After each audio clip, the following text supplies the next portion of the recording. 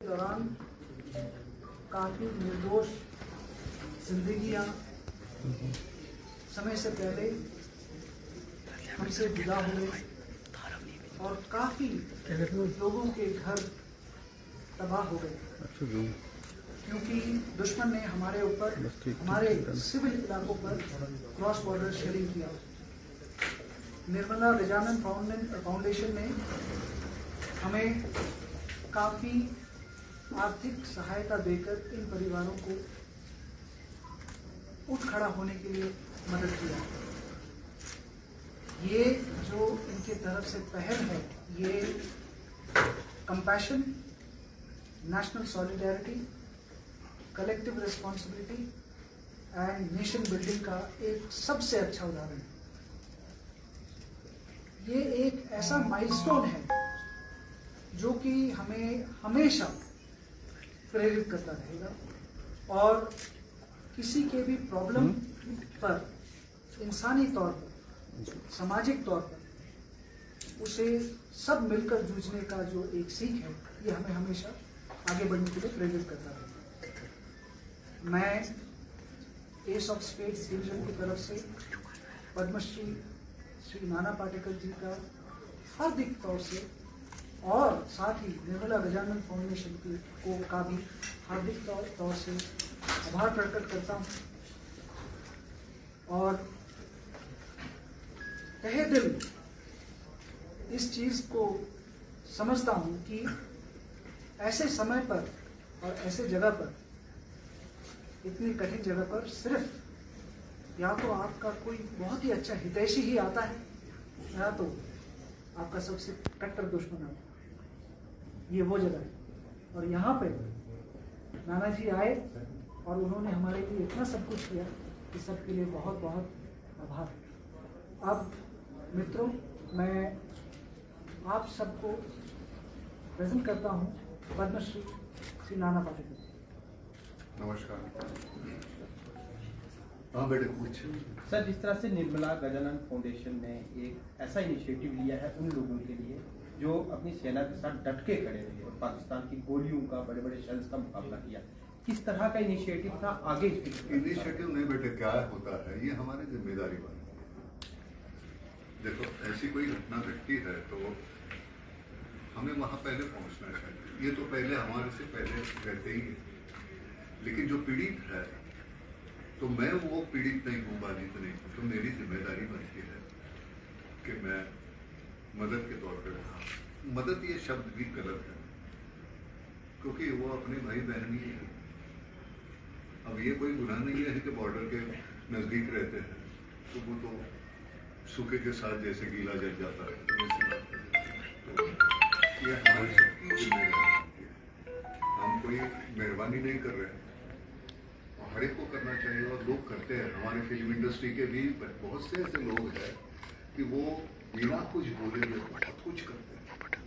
कोई किसी का नाम मालूम नहीं, जॉनी लीवर का नाम आप कितना काम करते हैं, बहुत बहुत कमाल का बंदा है।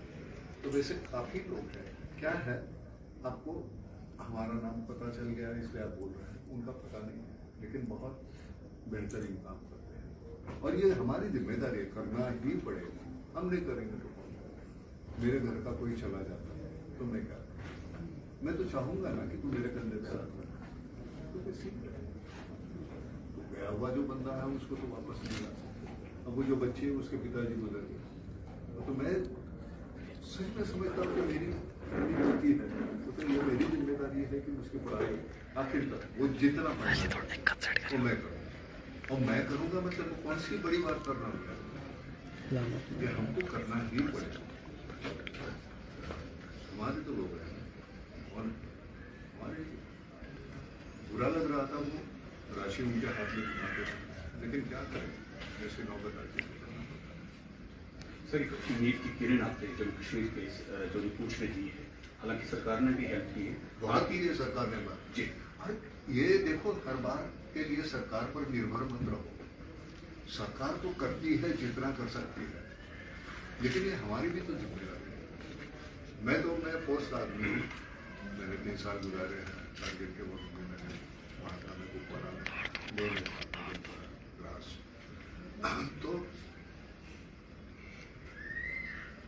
उसका आदमी कभी सिविलियन नहीं हो सकता ना, वो ऐसी आपत्ति आती है तो उसको वापस जाना पड़ता है। और मुझे ये करते हुए सुकून मिलता है। मेरी वजह अगर है, मैं किसी की मुस्कान की वजह बनता हूँ, इससे और क्या है जिंदगी में। और मालूम नहीं कल का क्या है, कब जाना है, जो करना है वो आज करो यार। सर जम्मू कश्मीर कुछ आर्मी के स्कूल आप अडॉप्ट करने जा रहे हो, जो जम्मू कश्मीर में आर्मी के कुछ स्कूल आप अडॉप्ट करने जा रहे हो, कितने स्कूल हैं और क्या लैंग्वेज में? मैं वो एक्चुअली 45 लेकिन टोटल मिला के 48 है। वैली में 28 है और लेह लद्दाख में 7 है और बचे हुए अपने जम्मू में है। तो पैसे मिल जाते हैं भैया, पैसे की कमी नहीं होती। अगर आप सही काम करना चाहते हैं तो पैसे की दिक्कत नहीं आती। बहुत CSR फंड से है, काफ़ी संस्थाएं हैं, काफ़ी लोग हैं जो बहुत कुछ देना चाहते हैं, लेकिन उनको वो इत्मीनान होना चाहिए कि नहीं ये पैसे सही जगह जाएंगे, सही है, यहाँ कोई भ्रष्टाचार नहीं होगा, अपलाप नहीं होगा। और भगवान ने इतना कुछ दिया है ऊपर वाले ने, और क्या मांगेंगे यार, इतना कुछ दिया है। हम 2 वक्त की रोटी मांगे थे, वो किसी के सामने हाथ नहीं फैलाना पड़े, इतना कुछ दिया है। तो वो हमारा तो है नहीं, तो है तो लोगों का, तो उनको वापस दे। सर निर्मला फाउंडेशन का असल मकसद क्या है, इसका मिशन क्या है और लक्ष्य क्या है? किसका? निर्मला फाउंडेशन का 2 है, एक है एजुकेशन और दूसरी है मेडिकल फैसिलिटीज अवेलेबल करके देना। हमारे यहाँ हमारे बच्चे आज मेन स्ट्रीम में नहीं आएंगे, यहाँ के वैली के हैं, यहाँ के हैं, तो क्या कैसे चलेगा? हमारे बच्चे आगे आने चाहिए, क्रिकेट टीम में भी होने चाहिए, गाने में भी होने चाहिए, सिविल सर्विस में होने चाहिए। मेन स्ट्रीम में जब तक नहीं आई, हमारी ताकत है ना, ये हमारी जो अगली पीढ़ी है वो ताकत है। तो उनको सुविधा किस तरह? जब तक तुम पढ़ाई नहीं करोगे तो आगे कैसे आओगे? तो शिक्षा इसका कोई अल्टरनेटिव है, वो तो करना ही पड़ेगा। तो वो सुविधा अगर उपलब्ध करके देंगे, यहाँ काफी दिक्कतें हैं, आपको मालूम है, आपने स्कूल जाके देखिए तो वो 48 और 48 कितने पैसे पड़ेंगे? 100 करोड़ 200 करोड़ हो जाते हैं, पैसे मिल जाते हैं। मेरे पास नहीं है, मेरा जितना, लेकिन मैं तुम्हारे पास मांगने के पहले मैं अपने जेब में हाथ डालता हूँ कि ये मेरी तरफ से इतना होगा, क्योंकि उतने तो दिए हैं, आप लोगों ने ही दिए हैं, समाज नहीं दिए। सर अगर हेल्थ फैसिलिटीज को लेके चले तो क्या बॉर्डर एरिया में आप कुछ ऐसा हॉस्पिटल बनाएंगे जिसमें, कौन सा बॉर्डर एरिया में ऐसा हॉस्पिटल क्रिएट करेंगे जिसमें जो शेलिंग इफेक्टेड लोग हैं जो इजीली वहां पे पहुंच सके, बॉर्डर पे कोई ऐसा हॉस्पिटल आप फाउंडेशन की तरफ से ये दे दीजिए।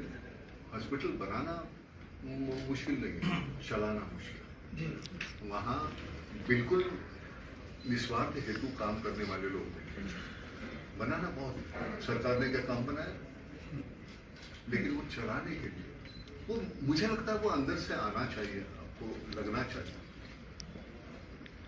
वो वैसे हम समझते थे, और नए नए बच्चे बहुत कमाल का काम करते हैं। मैं बड़ा खुश हूँ हमारे ऑर्गेनाइजेशन में, ये जो नए बच्चे आए हुए हैं वो इतना बेहतरीन काम कर रहे हैं। तो हमें अभी पीछे जाना चाहिए, उनको आगे यहाँ बैठना चाहिए, उन्होंने इन आपके सवालों के जवाब देने चाहिए। हम तो है, हम कहाँ जाएंगे, तो है वो आशीर्वाद के लिए भी और कान मरोड़ने के लिए। सर आपने इन परिवारों से मुलाकात की, कुछ ऐसे परिवार हैं जिनके दोनों बच्चे जो है वो शहीद हाँ यार, वो क्या बोले उसके बारे में मुझे शर्म आ रही है कि मैं वो देते वक्त मुझे ऐसे इतना गंदा लग रहा है कितनी राशि, लाख रुपया होगी या मुझे नहीं होगी। तो सर आपने देखा कि आप ये सच में हम आपको बता रहे हैं, आप एक पहले ऐसे व्यक्ति हैं जो देश से यहाँ पहुंचे हैं सरकार के बाद, जिनने लोगों का दर्द बांटा है। क्या आप मानते हैं सर कहीं ना कहीं थोड़ी बहुत कम्युनिकेशन है? मैं सच कहता हूँ, बहुत से लोग हैं, मैं मतलब नाम लेके बोलूँ, अमित जी जो है, अमिताभ बच्चन जी, अब उनका स्वास्थ्य उतना ठीक नहीं है, नहीं तो वो भी आ जाते। कमाल के इंसान, बहुत कुछ वो बांटना चाहते हैं, बहुत कुछ देना चाहते हैं, लेकिन होता है ना, तदरुसी होते हैं। हम एयरपोर्ट से हमको कहाँ भी डालो बिल्ली की तरह हम 4 पैर में गिर जाते हैं, हमको कुछ लगता ही नहीं, उनको उस दरवाजे को, लेकिन हमारे पास इतने बेहतरीन लोग, तो ऐसे मत वो पूरा क्रेडिट मुझे मत देना, क्योंकि है, मैं रिप्रेजेंट करता हूँ अपने पूरे समाज को। मैं सिर्फ नाना पाटेकर करके नहीं है। जब मेरे बारे में कोई सर ने भी जो मेरे बारे में जो बोला, उतना मैं सामान्य हूँ, और सामान्य होना ये आपकी ताकत है, ध्यान में रखना, उसे गंवाना मत। सर, आप इस क्षेत्र में पहला आपका टूर होगा। ये वैसे क्षेत्र हैं जो पार्टीशन के बाद ही पाकिस्तान की शेलिंग से हमेशा मुतासर होते रहे। कई लोग 47 के बाद अपनी जानें दे चुके हैं। प्रशासन की बात करें या फौज की बात करें, हमेशा इनकी मदद के लिए सामने रही। आप पहले शख्स जो यहाँ पहुंचे, अगर इसी तरह और लोग आपके बॉलीवुड की बात जाएंगे, बहुत सारे लोग, अगर वो लोग एक गाँव भी अडॉप्ट कर रहे हैं तो ये क्षेत्र बहुत खूबसूरत। मैंने बताया ना कि वजह क्या है, इस वजह से ना आना पड़े। आएंगे यहाँ यार, स्टेज पे खड़े रह के बहुत बेहतरीन अच्छे गाने गाएंगे, साथ में रहेंगे। मैंने आज बोला था, बड़ा खाना अगर रखते हैं तो सभी जवानों को मिलने का मौका मिलेगा, क्योंकि नहीं तो मिलेंगे कब। तो अब ये पहली शुरुआत है। तो मैंने सर को कहा 1.5 साल तो आया सर यहाँ, तो मैंने कहा लगातार मैं 1.5 साल में कम से कम 4-5 बार तो मैं जरूर आऊँ। होता क्या है, पूना से हमें जाना पड़ता है अहमदाबाद, वो रात को 12 बजे शुरू होता है। अहमदाबाद जाओ, फिर वहां से जम्मू आओ, तो वो होते हैं सुबह 10 बजे। तो रात को 12 बजे से 10 बजे, तो वो तुम्हारे 10 घंटे हो गए। वहां से यहाँ आना है, तो आपको मालूम है, जो सड़क अगर ठीक होती तो हम 2-2.25 घंटे में आ जाते, लेकिन उसके 4-5 घंटे को लगते। वो थकान तो आती है, लेकिन मैं सच कहता हूँ, कल मैं इतने तकरीबन 22 घंटे के बाद भी मुझे थकान नहीं आई, क्योंकि मिलने की जो वजह है, और हमारे बंदे कैसे कैसे हालत में रहते हैं, आर्मी के लोग जो, तो मैं हमेशा सब पूरे समाज में, मेरे औकात उतनी है नहीं जेब में मेरे जितने पैसे हैं, लेकिन नाम फाउंडेशन जब हमने शुरू किया था, जब लोगों को हमने आह्वान किया कि ऐसी सी बात है, तो उन्होंने 2 महीनों में 60 करोड़ रुपए दिए। अब 60 करोड़ शहर के गरीब लोगों ने दिए हुए, कोई इंडियन साइंटिस्ट नहीं। आज जाके हमसे जुड़े हुए हैं टाटा मोटर्स है, तो टाटा मोटर्स की वजह, जहां जहां टाटा के कंपनीज है, तो हर स्टेट में काम हो रहा है। महाराष्ट्र गवर्नमेंट जुड़ी है, आंध्र में, हमारे आसाम, मिजोरम, नागालैंड, वहां हो रहा है। तो मुझे लगता है ये काम कभी खत्म होने वाला नहीं। हम क्या करते हैं, कोई भी सरकार हो, आज के लिए, कल की, परसों की, जो भी, कि हम कोसते रहते हैं, लेकिन हम आपस में, मेरी अपनी एक ताकत बहुत बड़ी होती है, हम अपने को खुद को टटोलते हैं, उदासीन होते हैं। वो मतलब जरूरी है यार, तुम लोग नहीं करोगे तो कौन करेगा। ऑपरेशन संदूर में सर पाकिस्तान द्वारा जो लोगों का नुकसान हुआ है, राजौरी का, हाँ, क्या मैसेज रहेगा सर? नहीं कुछ नहीं, वो जो नुकसान हुआ है उसमें मैं क्या कर सकता हूँ। मैं एक भी फैमिली अगर लूँ ना कि उनका मैं नुकसान करके दूँ, एक भी फैमिली, उतनी फैमिलीज नहीं है कि जितनी हमारी शहरों में है। एक फैमिली अगर मैं दत्तक लेता, गोद लेता, तो आसान उतना तो करना होता। उनका क्या गुनाह है कि वो बॉर्डर पे रहते हैं। उस शेलिंग में आज मुझे जो मोमेंटो दिया है, वो एक टुकड़ा है उसका, वो लगा, अगर वो घुस जाए सब मतलब मौत तो वो कन्फर्म है, लेकिन ऐसी एक फैमिली अगर हम गोद लेते हैं तो हमारा प्रॉब्लम हल हो जाता है। मैं किसी, ये वैसे तो मुझे युद्ध होता है तो बड़ा बुरा लगता है, क्योंकि ये हमारे बाधित होते हैं, वो पहले ये लोग होते हैं जो सीमा पे, लेकिन वो जब मजबूरी है तो वो करना पड़ेगा, नहीं तो युद्ध किसी को भी करना।